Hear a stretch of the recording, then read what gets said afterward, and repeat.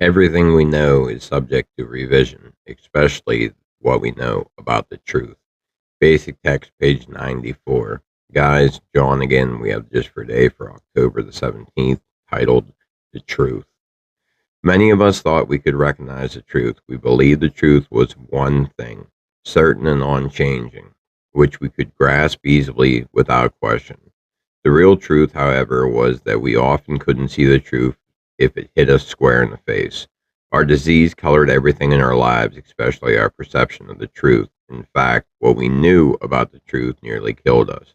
Before we could begin to recognize the truth, we had to switch our allegiance from our addiction to a higher power, the source of all that is good and true.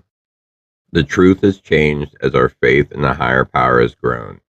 As we've worked to the steps, our entire lives have begun to change through the healing power of the principles of recovery. In order to open the door for that change, we had to surrender our attachment to the unchanging and rigid truth. The truth becomes purer and simpler each time we encounter it. And just as the steps work in our lives every day, if we allow them, our understanding of the truth may change each day as we grow. Just for today, I will open my eyes and my heart to the change brought about by the steps. With an open mind, I can understand the truth in my life today. And this is a good reading. And,